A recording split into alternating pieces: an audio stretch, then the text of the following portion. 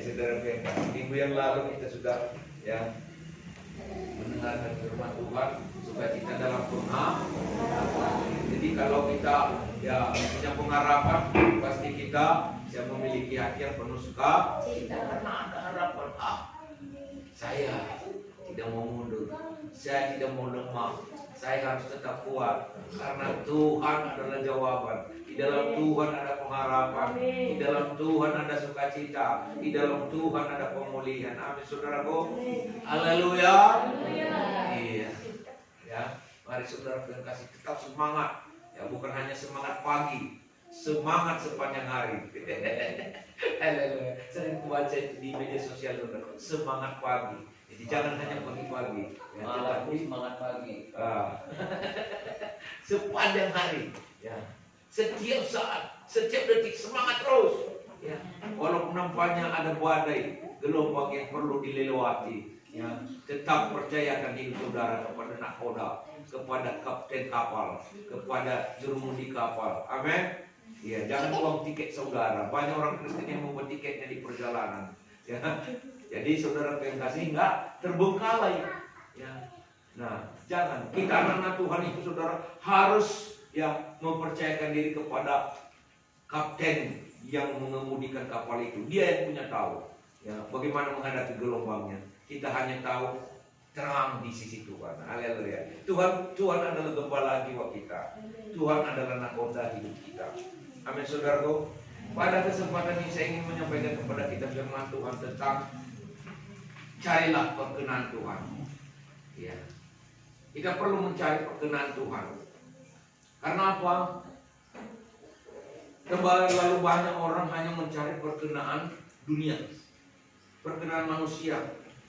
Bagaimana supaya disenangi manusia, disukai manusia. Jangan hanya itu, saudara.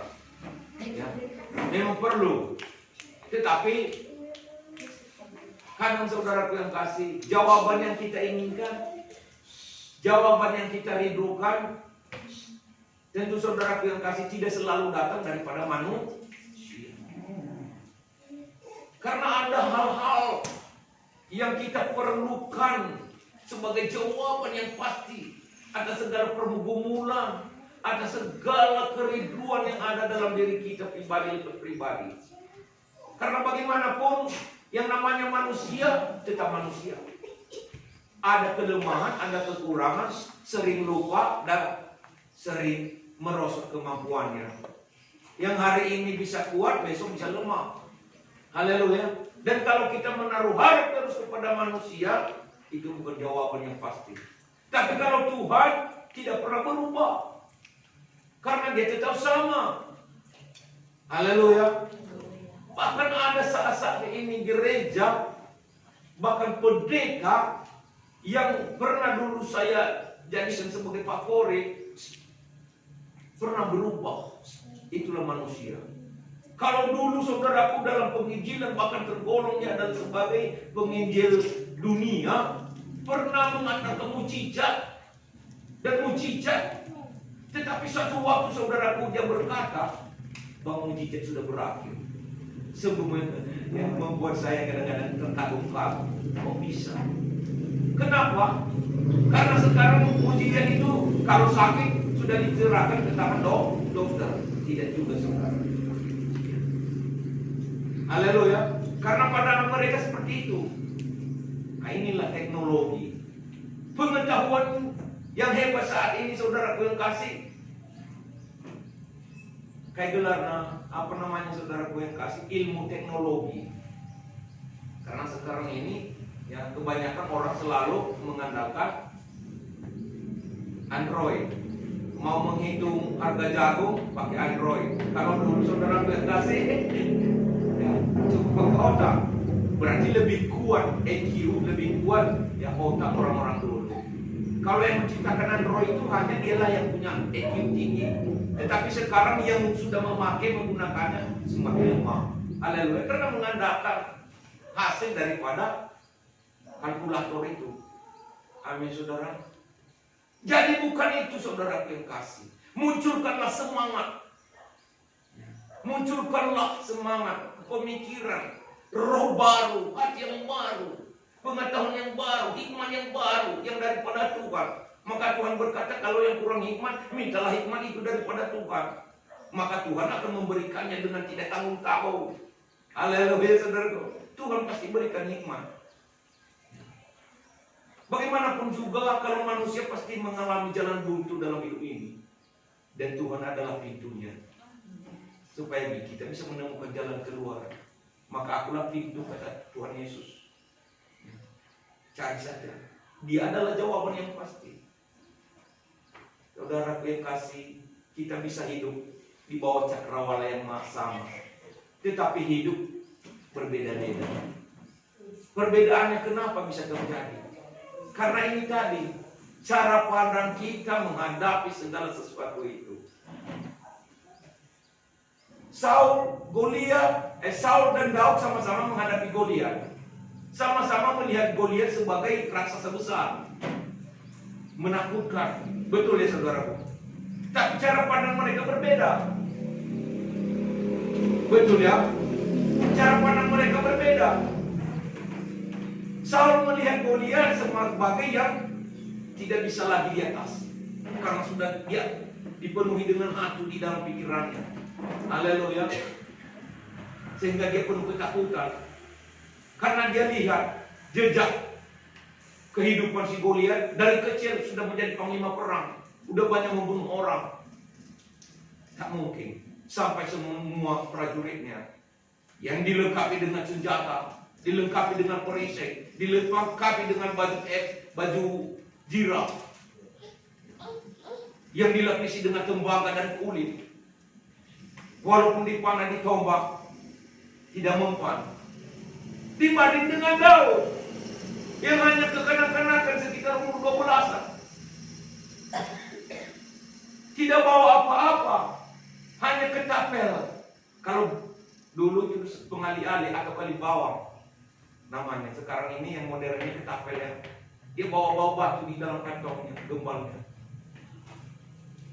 Nah, ketika mereka melihat Goliat, berbeda cara pandang mereka. Saul dan prajuritnya melihat besar si Goliat, Daud melihat kecil dan Tuhan lebih besar. Jadi itu, maka kehidupan ini juga seperti itu, tergantung daripada cara pandang. Kalau kita melihat pandangan ini, ini nggak bisa terselesaikan ini. Pak, masalah ini nggak bisa ini dihadapi ini. Bagaimana aku ini bisa, nggak mungkin lagi aku bisa ini maju. Haleluya saudaraku. Iya. Jangan. Masa depan yang cerah itu sudah dijanjikan Tuhan kepada anak-anaknya. Haleluya. Hanya tinggal bagaimana kita mengharapkannya, mengklaimnya, mengatakannya, syukur Tuhan, Engkau telah menyediakan bagiku makanan untuk hari esok, minuman untuk hari esok, pakaian untuk hari esok, kebutuhan anak-anak untuk hari esok, masa depan yang cerah bagi kami apa tiada. Itulah harapan. Amin saudaraku. Percaya kepada Tuhan. Yang percaya katakan amin. Amin. Iya. Saya tetap percaya saudara. Saya tidak terikat melihat keadaan saya yang terpuruk. Saya tidak terpaku pemikiran saya ke situ. Tetapi yang saya jadikan sebagai tolok ukur kehidupan saya pasti berhasil adalah Tuhan itu sendiri. Karena Tuhanku tidak berubah. Kalau dahulu dia bisa mengubah air menjadi anggur manis, suatu saat juga terjadi bagi hidup. Haleluya. Haleluya. Saudara percaya bisa menjadi orang yang diangkat Tuhan, naik dan bukan turun. Amin. Kalian itulah harapan. Dan bersukacitalah untuk menyongsong itu. Jangan bersedih. Mengikut Tuhan jangan bersedih. Memuji Tuhan jangan bersedih. Berharap terus ada hidup, ada berkat di dalam Tuhanku. Haleluya. Jadi saudara yang kasih, mengapa kita harus mencari perkenan Tuhan? Karena di dalam Tuhan ada jawaban yang pasti. Mari kita baca firman Tuhan. Di dalam Yesaya.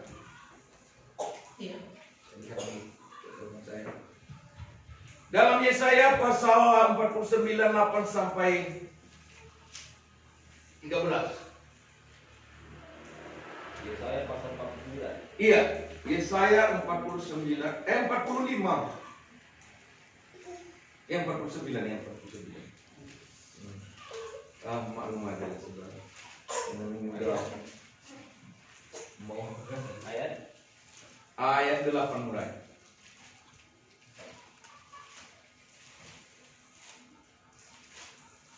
Iya. Beginilah firman Tuhan. Pada waktu aku berkenan, aku akan menjawab engkau. Dan pada hari aku menyelamatkan, aku akan menolong engkau. Aku telah membentuk dan memberi engkau menjadi perjanjian bagi umat manusia, untuk membangunkan bumi kembali dan untuk membagikan tanah pusaka yang sudah sunyi sepi, untuk mengatakan kepada orang-orang yang terkurung, keluarlah. Kepada orang-orang yang ada di dalam gelap, tampillah. Ya, tadi pas lagu kita ini tadi, saudara saya kasih. Keluarlah, nanti ada pintu. Teranglah, karena udah diubah gelap menjadi terang. Haleluya. Bagus sekali. Tampillah. Ya. Orang-orang yang ada di dalam gelap, tampillah. Ya. Di sepanjang jalan mereka seperti domba yang tidak pernah kekurangan rumput. Ada kekurangan, saudara, tetapi sekarang tidak ada rumput. Dan segala bukit gandum pun tersedia rumput bagi mereka. Inilah pengharapan. Haleluya. Terus. Mereka tidak menjadi lapar atau haus. Angin hangat dan terik matahari tidak akan menimpa mereka, sebab penyayang mereka akan memimpin mereka. Siapa yang memimpin kita, saudara? Tuhan. Dan akan menuntun mereka ke dekat sumber-sumber air. Ayat 11. Aku akan membuat segala gunungku menjadi jalan, dan segala jalan rayaku akan kuratakan. 12. Lihat, ada orang yang datang dari pulau, ada dari dan ada dari tanah Sin.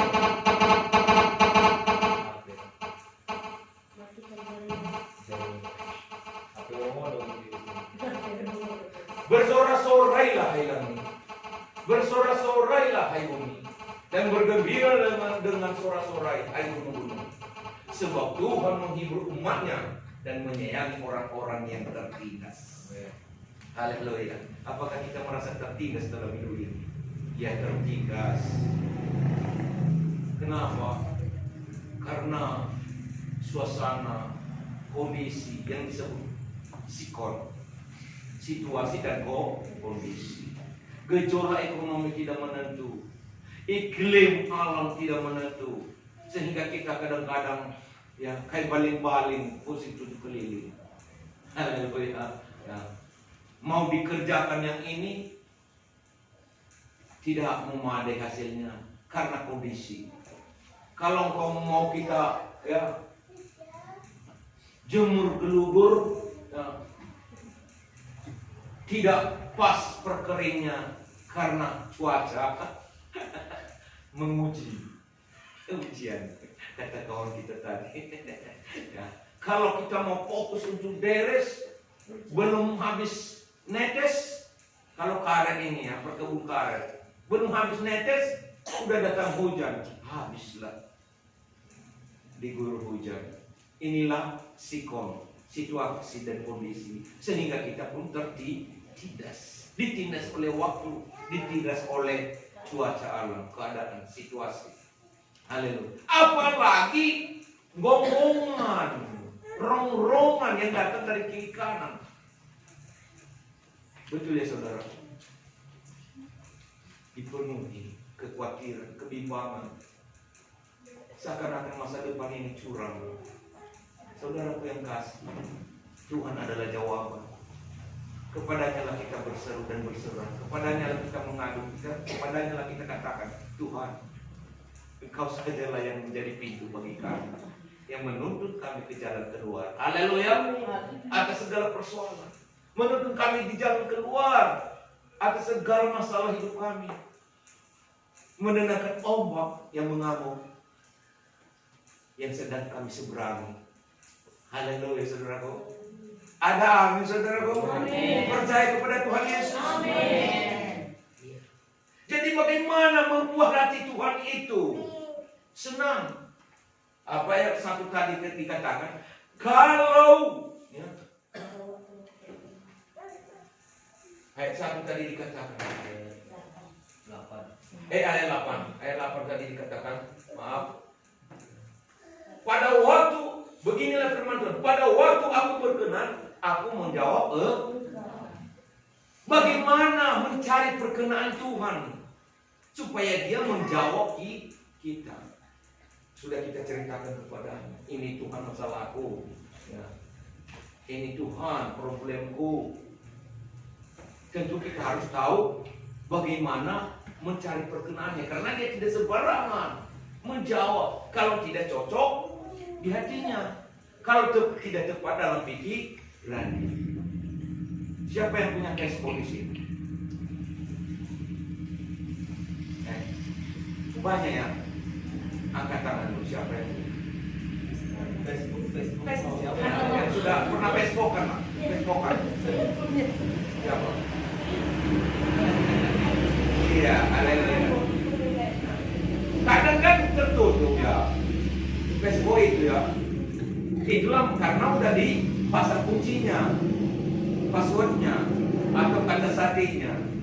Untuk membuka Facebooknya harus Sandi. apa yang dimasukkan? Apa yang dimasukkan? Coba. Nah, sandi ya. Jangan salah sandinya. Nggak terbuka. Haleluya. Nah, yang lain lah saya berikan contoh ini, gembok. Ada gembok di luar sini. Untuk membuka gembok itu harus ada kuncinya yang sepasang dengan dia, yang tepat, yang pas. Jangan taruh kunci yang lain. Jangan taruh kunci Inggris. Jangan pakai kunci Inggris. Jangan pakai kunci 12, 10, 8. Jangan. Ada ya, kunci 12. Kunci pas namanya itu ya. Ada kunci pas, kunci ring. Banyak kunci, banyak model kunci ini yang cocok dengan dia. Itulah yang membuat dia terbuka. Betul itu saudara. Gembok itu yang cocok dengan dia, yang membuat dia bisa haleluya. Ya kecuali lah dipaksa, dipakai palu, linggis. Tetapi kalau mau utuh bagus hasilnya, tetap terpakai. Pakailah kunci yang sepasang dengannya, yang sudah di tempat untuk dia. Begitulah kita ini di hadapan Tuhan. Kalau sudah pas di hatinya, maka dia akan mengulurkan tangannya, mari aku. Haleluya. Haleluya. Ngerti saudara apa yang saya maksud? Itu maka kita cari, usahakan bagaimana membuat Tuhan itu berkenan. Jangan nanti kita mau berdoa lalu tiap hari kita di warung tua, mabuk-mabuk, bicara ngeluyur. Haleluya. Tahu ngeluyur saudara punya? Bicara yang enggak pas, ada mengejek Tuhan. Jangan. Atau melakukan yang tidak berkenan kepada Tuhan. Kita rindukan jawaban daripada Tuhan, lalu tapi kita tidak percaya kepada Tuhan. Itu maksudku. Haleluya. Kita rindu jawabannya datang daripada Tuhan. Tetapi kita tidak percaya kuasanya, tidak yakin kepadanya. Ini tidak berkenan kepada Tuhan. Karena hanya dengan percayalah maka kita bisa mengalahkan dunia. Hanya dengan percayalah maka kita dibenarkan oleh Tuhan dan berkenan di hatinya. Nah, kalau udah berkenan di hatinya, apa yang terjadi? Terjadi pemulihan. Terjadi pemulihan. Kalau udah berkenan di hatinya, terjadi pemulihan. Sekali lagi saya ulangi, kalau sudah berkenan di hati Tuhan, terjadi pemulihan. Amin. Yang kita harapkan itu datang jawabannya. Amin. Haleluya. Inilah yang dikatakan yang tadi. Maka tanah yang tandus pun, bumi yang sepi pun bisa menjadi bumi yang ceria, yang cerah. Yang gelap pun berubah menjadi cerah. Yang tertutup pun bisa menjadi terbuka. Karena apa? Tuhan berkenan. Anakku ini setia. Tahu arti setia, saudara kasih? Bukan hanya setia 1 minggu, 2 minggu, tapi setia itu saudara dengar. Siapa yang setia sampai akhir, dia diselamatkan karena firman Tuhan di dalam, kalau nggak salah, Matius 24 ayat 13. Ada saya ingatkan, tapi kalau nggak salah itu Matius 24 ayat 13. Iya, tetapi orang yang bertahan sampai pada kesudahannya akan selamat. Bertahan itu saudaraku lawan persamaan kata daripada setia. Haleluya. Siapa yang mau setia kepada Tuhan? Saudara pasti diselamatkan.